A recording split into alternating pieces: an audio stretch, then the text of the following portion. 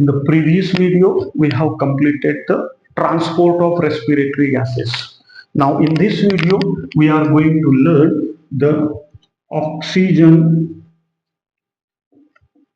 dissociation curve. Oxygen dissociation curve. Right. So what is oxygen dissociation curve? Oxygen dissociation curve क्या है? तो oxygen dissociation curve is simply the graphical representation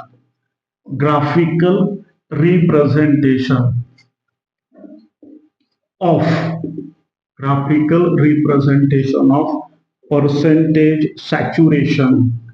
percentage saturation of hemoglobin with oxygen. That is oxygen dissociation curve. क्या है oxygen dissociation curve? Oxygen dissociation curve is the graphical representation of percentage saturation of hemoglobin with O2. हमें पता है oxygen combined with hemoglobin to produce oxyhemoglobin. क्या produce करता है? oxyhemoglobin. And this takes place at alveolar level, जहां पर PO2 ज्यादा होता है एंड PCO2 कम होता है. राइट. अब क्या है? तो ग्राफिकल रिप्रेजेंटेशन है. एंड दिस डिसोसिएशन कर्व का क्या यूज है? This dissociation curve is used to study the factors like PCO2, study the factors like temperature. Right? इनका स्टडी करने के लिए on means factor that is the partial pressure of CO2 and temperature on oxyhemoglobin. That is dissociation. And हमें पता है कि dissociation का product क्या है? Dissociation का प्रोडक्ट है once again oxygen and hemoglobin. Oxygen entered it into the tissue. Right. So हम यहाँ पे ग्राफ निकालेंगे. क्या है?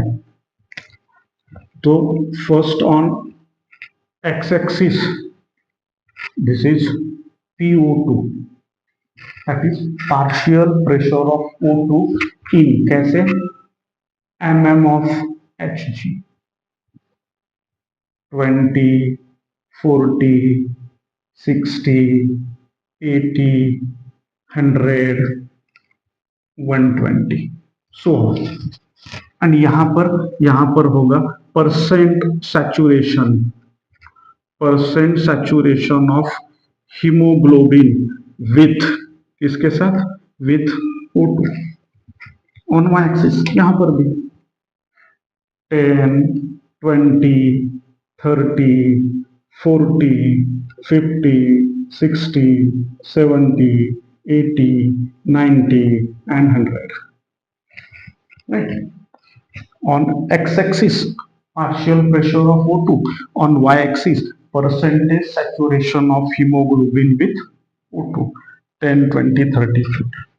जब हम इसका ग्राफ निकालेंगे तो ये ग्राफ कैसा होगा? That is sigmoid graph. कैसा प्रोड्यूस होगा? सिग्मोइड ग्राफ मिलेगा. तो हमें पता है सिग्मोइड ग्राफ मतलब जैसे ही ये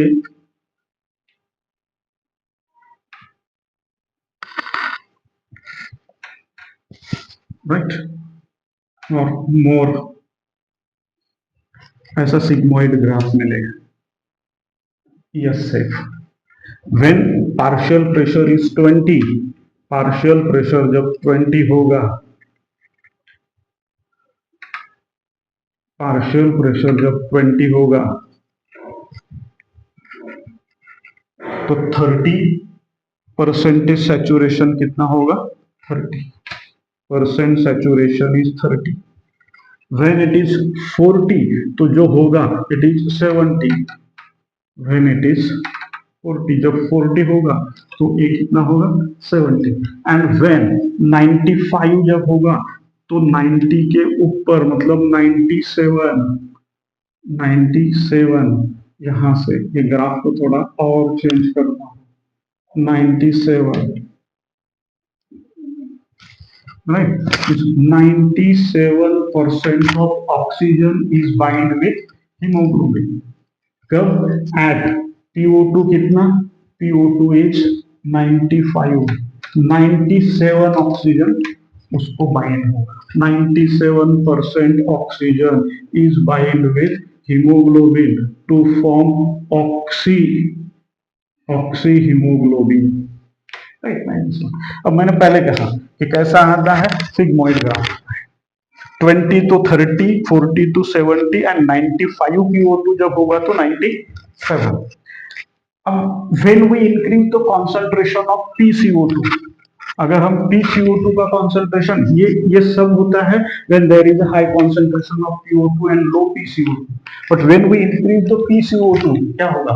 When we increase the PCO2, अगर हम बढ़ाएंगे तो ये जो ग्राफ होगा, द डिसोसिएशन, द ग्राफ, जो ग्राफ होगा, graph turns to right, this is right side, this is left side.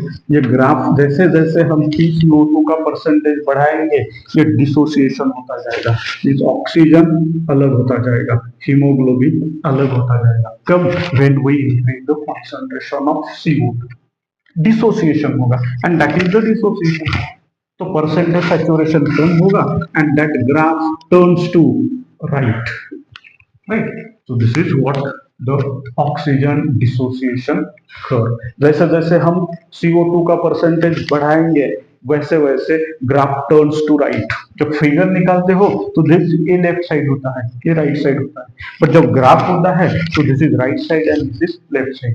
जब हम PCO2 का कॉन्सेंट्रेशन बढ़ाएंगे तो graph turns to right. This is all about the dissociation curve. In the next video, we'll discuss the regulation of respiration.